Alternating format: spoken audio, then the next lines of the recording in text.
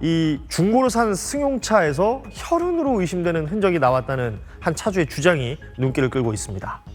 최근에 한 온라인 커뮤니티에 내 차가 사고 이력이 있는 차인 것 같다라는 글이 올라왔습니다. 이 글을 쓴 글쓴이는 새로 산 중고차 곳곳에서 정체 모를 붉은 얼룩을 발견했다면서 사고가 났던 것 같다. 어쩐지 싸더라 라며 혈흔을 의심했는데요.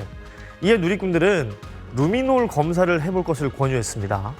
루미놀 검사는 범죄 현장에서 혈흔을 찾아내는 과학수사 방법 중에 하나로 루미놀 용액이 혈액 속의 헤모글로빈과 반응을 해서 파란 형광빛을 냅니다. 이에 글쓴이는 루미놀 실험 세트를 구매해서 테스트를 했다고 하는데요. 그 결과는 충격적이었습니다.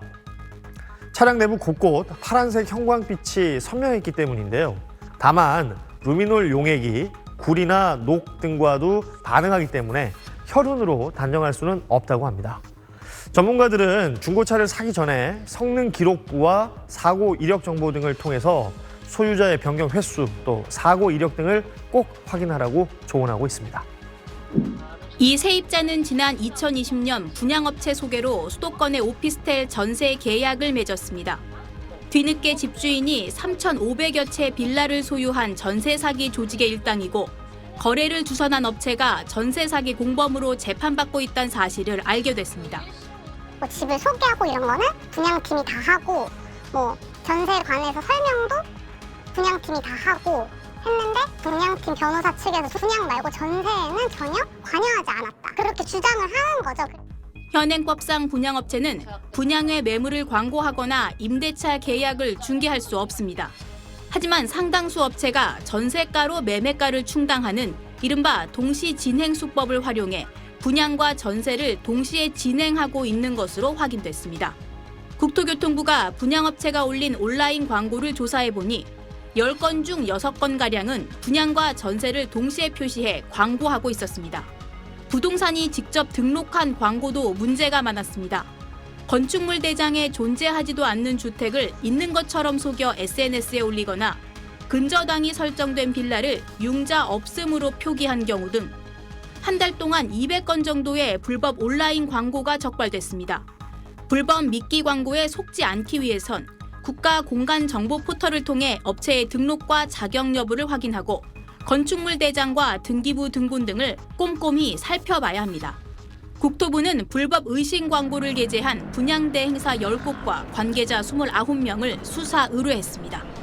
SBS 이혜미입니다. 최근에 서울사랑 상품권 관련된 사기 거래가 잇따르자 서울시가 대책 마련에 나섰습니다. 최근 서울사랑 상품권에 선물하기 기능을 악용한 사기가 기승을 부리고 있습니다. 조리원 등에서 사용 후 남은 상품권을 판다고 지역 커뮤니티에 글을 올리거나 다른 지역으로의 이사를 앞두고 상품권을 교환하자고 접근한 뒤 피해자가 계좌로 돈을 입금하면 연락을 끊고 잠적하는 식의 사기 행각이 잇따르고 있는데요.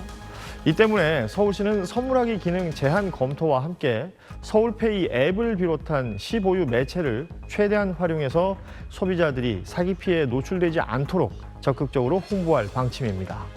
또 부정거래가 의심되는 가맹점을 찾아서 대대적인 단속을 벌일 예정인데요.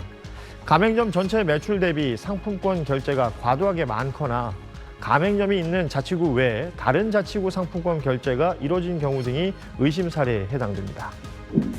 택시비를 계좌로 이체하겠다고 하고 나서 1원만 보내는 등 수십 차례 무임승차한 20대 남성 경찰에 붙잡혔습니다. 서울 동대문 경찰서는 지난해 2월부터 지난달까지 서울과 경기도 일대에서 상습적으로 택시에 무임승차한 20대 A씨를 검거했다고 밝혔습니다.